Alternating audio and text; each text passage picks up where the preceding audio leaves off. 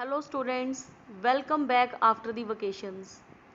Before vacations we have started chapter 3 election and representation, in which we have covered the election system in our country, that is first past the post system and second proportional representation. And both of these methods are used in our country to conduct different kind of elections.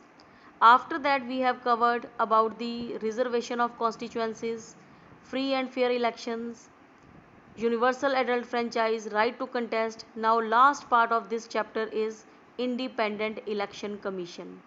Independent election commission is the most important step taken in our country in order to ensure the free and fair election system and process. So now we are going to cover the most important features of the Independent Election Commission, and I have marked the points. First of all, the creation of an Independent Election Commission to supervise and conduct election. There are so many countries in which there is no independent and powerful election commission. Normally elections are conducted by government bodies, which is not a reliable procedure, because normally if government will conduct the election, they will do the arrangements in their own favor only, so no other political party will get the chance to rule over the country. So it is mentioned in the constitution, article 324, that superintendence, direction and control of the preparation of the electoral rolls for and the conduct of all elections to parliament and to the legislature of every state, and of election to the offices of president and vice president held under this constitution shall be vested in a commission referred to in this constitution as election commission. Means कि किसी भी तरह के अगर elections होते हैं, चाहे वो पार्लियामेंट के हों, चाहे वो स्टेट लेजिस्लेचर के, प्रेसिडेंट, वाइस प्रेसिडेंट, हर तरह के इलेक्शंस के लिए election commission has the power to conduct the elections.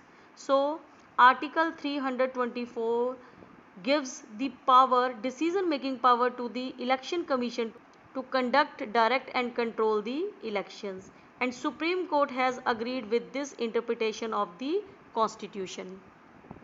The third point is that to assist the election commission of India, there is a chief electoral officer in every state, and election commission of India is not responsible for conducting the local level elections. For local level elections there will be a different state election commissioners, and all kind of election commission have their own sphere of operations.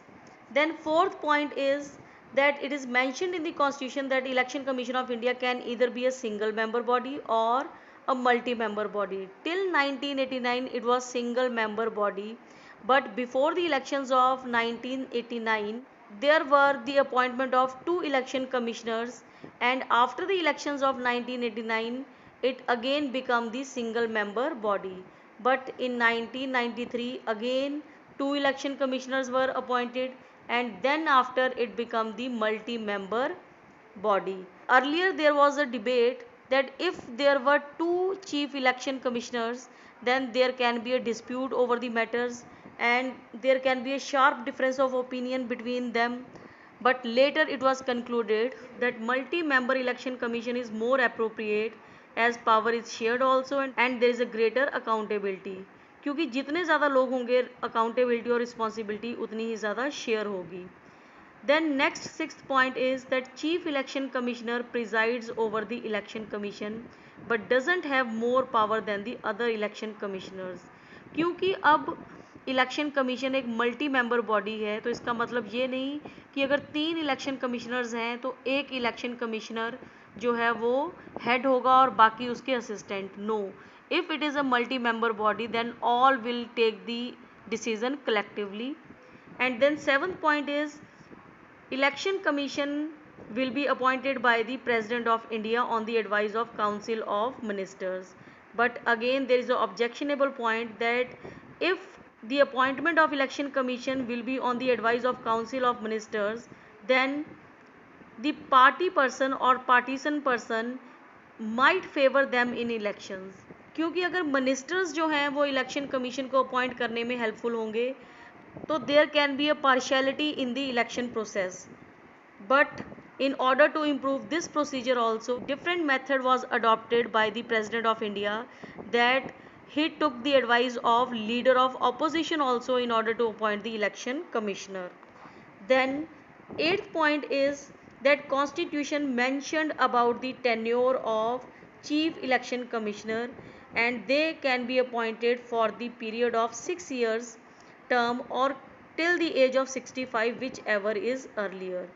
Ninth point is chief election commissioner can be removed by the president of India before the expiry of his term if there is a recommendation from both the houses of parliament with special majority.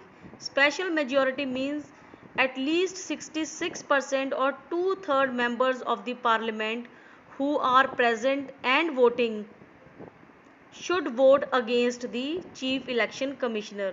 Then election commissioner can be removed. So these were the important features related to independent election commission. Now we are going to cover the functions of election commission of India. Again I have marked the points. First point is that function of the election commission is to prepare the voters list that should be free of errors. Non eligible and non existent name should not be there. Second function of election commission is to determine the timing of elections and schedule of elections. It includes the notification of elections कि elections कब होंगे उसका notice issue करना, date from which nominations can be filled, last date for filing nominations, last date of scrutiny, last date of withdrawal of nomination form, date of polling, date of counting and declaration of result.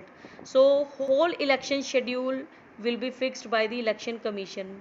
Third function of election commission is to take decision about the free and fair elections. अगर किसी atmosphere की वजह से elections को prepone या postpone करना पड़ता है तो election commission can take decision about that also. Fourth function is election commission implements a model code of conduct for the parties and candidates. Means कि इलेक्शंस के टाइम पे या कैंपेनिंग के टाइम पे कैंडिडेट्स के लिए क्या कोड ऑफ कंडक्ट है, it will be decided by the election commission. And if in any constituency election commission feels that there should be a repoll, they can repoll or recount the votes also. Then fifth function of the election commission is to give recognition to political parties on the basis of votes gained by each political party. Sixth point is that in order to do proper functioning, election commission can take the help of administrative machinery, means government body, because election commission has very limited staff of its own. So with the help of administrative body they do the election process, and during that period they have the control over the administrative staff. So election commission can transfer the officers or stop their transfers if they think that it is important to do so in order to have elections in a fair manner. Now we have read about the features and functions of the election commission.